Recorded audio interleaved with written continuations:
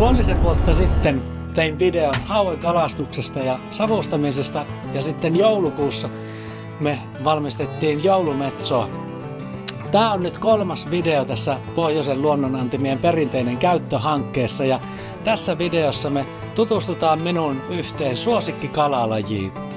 Elikkä pidemmittä puheitta, niin hypätään tästä auton kyytiin kohti Vuotsoa. Siellä vuotsolainen ammattikalastaja Parviaisen Paavo ottaa meidät päiväksi matkaan ja käydään katsomassa madepyydyksiä. Ja Paavo myös näyttää mateen käsittelyä, että kuinka mateesta nyletään nahka ja miten se leikataan ruodottomaksi. Tuossa mulla on matikkapyykset, on vähän vaarallisella paikalla. Joo. Se on kova pakkasen jälkeen silloin kun ei ole virrannut paljon ja on juoksuttanut, niin pitää mennä tuohon törmälle ja käydä tuuralla tarkistaa, että pääsee. Niin. Tuossa näkyy vettä olevan vähäsen, niin se tuntuu erilaiselta tää ajo, kun takana istuu, niin jos mä olisin yksin, niin minun ei tarvitsisi välittää tuosta entisestä jäljestä, niin minä voisin pommittaa vaan suoraan, mutta pitää nyt yrittää varmaan päälle. Joo. Saattaa upottaa tuo perään.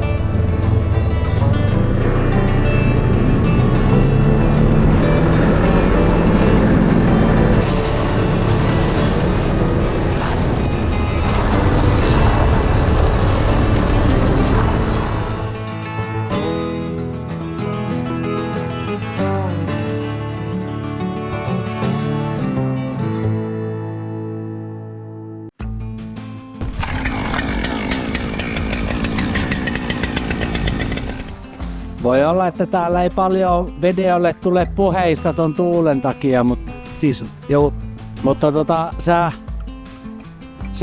tuolta varmaan koetaan. Joo, siitä koetaan ja täällä on se niin sanottu kylmäpää. Ja mulla se on nyt tällä tavalla, että tuossa kepissä vaan kiinni ja minä rautalangalla otan sen. Niin, se on. Tällä paino sitten Ja naru, jotta sen saa vedettyä takaisin. Kyllä. Jos on syytä vettää takaisin, se on näin. Niin. Ja nähdään veitäänkö takaisin. Jos siinä on kallaa, veitää se takaisin, mutta jos se on aivan sulkina, niin Joo. mulle on pyydys pois.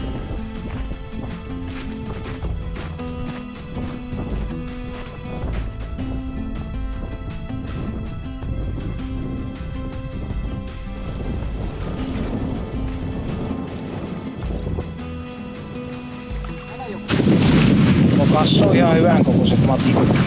Joo. Hyvä kuntoiset. Tosi hyvä maksamis.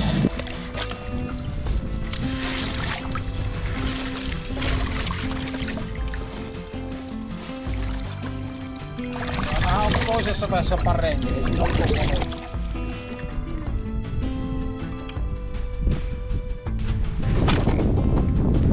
On siinä rajalla tämä. Heitänkö takaisin vai?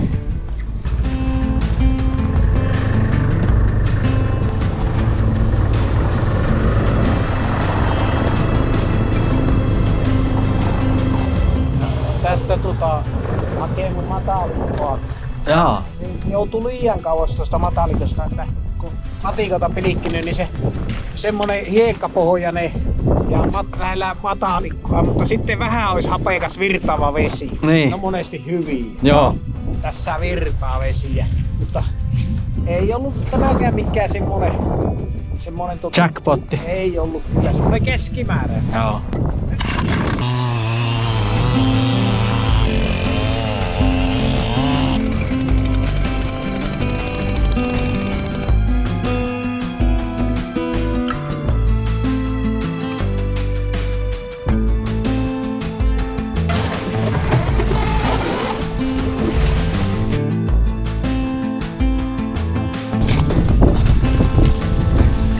Onhan siellä.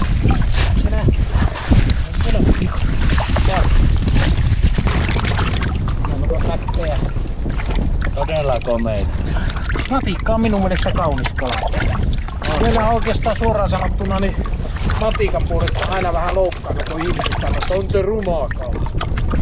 Aivan hyvä.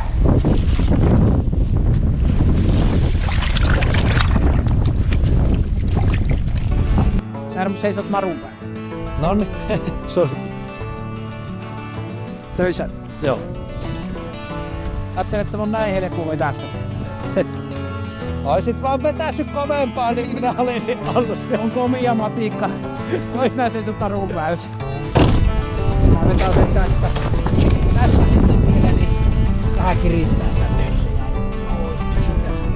Joo. Ei mitään.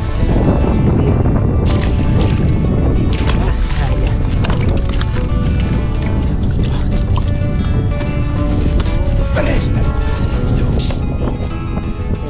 Pari kilometriä tässä. Tässä on kyllä hyvä matikka.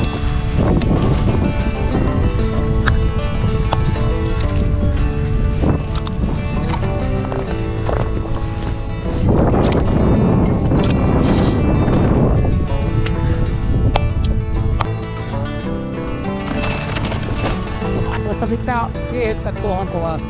Joo.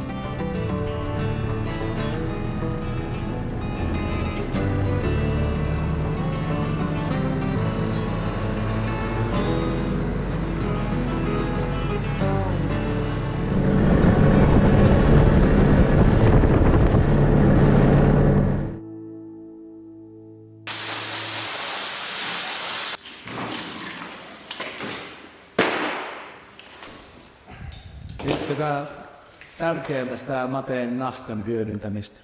No, se nyt on ollut semmonen tuo matteenahka, että sille ei varsinaisesti oikein markkinoita ole löydetty, mutta kyllä ne mulla on ne nahkat mennyt tuonne käsityöpajoille, että ainahan se on hyvä, että luontokappaleesta saataisiin niin suuri, kaikki saataisiin hyödynnettyä, että tällä hetkellä hyödynnetään kaikki, että nyt tässä on maksapilalla tuo. Joo. Että täällä on hyvät maksat, mutta tuo on pilalla. Oho, se meni kyllä väärään paikkaan. Mistä se oli mennyt pilalle? Se näkikö se oli punainen. No. Elikkä hyvä terve maksa on vaalia ja meillä on kohta näet mitä on hyviä maksoja, niin Kunnon mädit. siinä on. Niin, kaikki siitä pitää niinku hyövyttää, että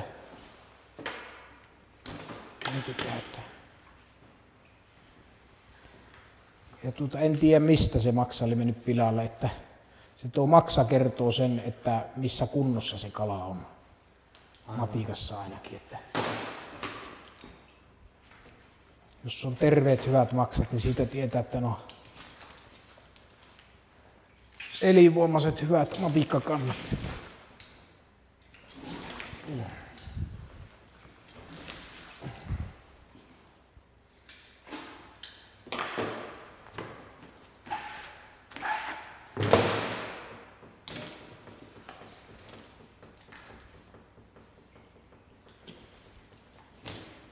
on koiraskala.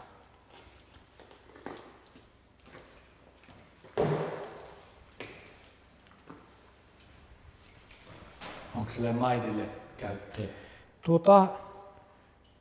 Minä en ole saanut niitä kaupaksi, että kun joku ravintola ostaisi, niin se kyllä olisi semmoinen hyödynnetty. Tässä on normaali terve maksa. Yleensä silloin kun se jätetään ylettynä, niin jätetään tuohon kiinni se. Joo. Mutta nyt minä vakuumoin erikseen maksat. Kyllä se tässä matikassakin silti perustuu siihen, että kyllä se pitää saada hyödynnettyä kaikki tästä maksaa ehdottomasti. Mäti. Ja sitten kun vileroin, niin se hukkaprosentti aika paljon, niin sitten minä olen sen kylkiruodon, sen kylkilihankin olen massannut sitten. Joo. Ja perkuujätteet menee jatkojalostukseen kettuhaaskalle sitten. Sanotaanko se fileointi vai fileointi? Ihan kummin vaan haluaa, että matikan vilerointi, niin matikka siihen mahalle ensin. Ja se on nyletty ja sitten leikataan tästä näin ja tästä näin veittelä ensin. Noin. Ja sitten leikataan puusta pois. Sitten laitetaan matikka mahalle siihen ja tästä vetää viilot suurin piirtein tuohon peräaukon kohdalle kummaltakin puolelta. No. Näin. Sen tuntee veitten kärjellä, että se siihen kylkiruotoon rapisee. Siinä on vahvat kylkiruot. Sitten laitetaan matikka kyleelleen ja sitten tuosta peräsuolen kohdalta työnnetään läpi. Ja siitä se lähtee niin kuin normaalisti vetämällä tuo vile. Ui. Ja tässä näkee, että se on kummaltakin puolelta noin vähän aukastu. Sen voi vahvalla veitteelläkin tuosta vettää, mutta minä olen säästänyt veitteä ja itse käyttänyt tässä lintusaksia. On tämmöiset Whiskersin lintusakset. Sitten kylkiruoto poistetaan. Siten, että tuosta tuo kylkiruovon reunaa leikataan halaki suurin piirtein tuohon loppuun tuohon peräaukon kohdalle. Ja se ei ole pitkä tuo kylkiruoto matikalla, kylkimaharuoto, vaan tuosta sitten halakastan kanssa. Sitä ei saa niinku vuolasemalla pois niinku normaalisti vileroissa, se pitää ottaa lihan kanssa.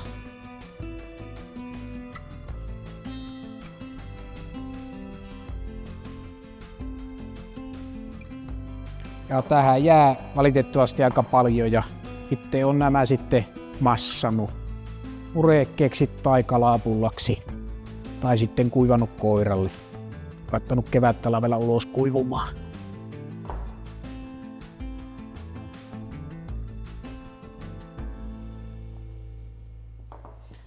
Se voidaan tunnustella, että tähän ei jäänyt ruotoa ja siinä on valmis vile. Sehän on jännä homma tuossa matikassa kanssa, että sitä ruvetaan syömään vasta sitten kun se kutuaika on. Ja silloinhan se matikka on kaikista laihimmillaan ja huonoimmassa lihassa. Aivan. Että sehän on niinku paljon paremmassa lihassa esimerkiksi huhti-toukokuussa, kun se rupeaa heti kudun jälkeen syömään ihan mahdottomasti. No nyt niin matikalla, se on kaikista makuhan siinä ei heikkene matikalla, vaikka se on kutuaika, mutta se on kaikista laihimmassa kunnossa. Noin näppärästi se ammattilaiselta mateen käsittely käy. Ja mulla nyt on tässä pieni pussillinen mateen filettä ja mateen maksa. Kommentoihan tuohon alle, mitä tästä tehdään. Oma suosikki reseptis. Voit laittaa siihen linkin tai kirjoittaa, mitä siitä tehtäis. Muuta kuin, että saadaan kissat kalahajusta hulluksi. Tutustu myöskin, mitä muuta ollaan tässä Itä-Lapin kuntayhtymän pohjoisen luonnonantimien hyödyntämisen hankkeessa saatu aikaiseksi ja ota kanava seurantaan, niin pysyt kartalla uusista jutuista. Mitä sinä, Aapeli, ainakin haluaisit, että tätä tehtäisiin ihan raakana ja jätettäisiin mielellään tarjolle tuohon ruokapöydälle? Mutta ensi kertaa.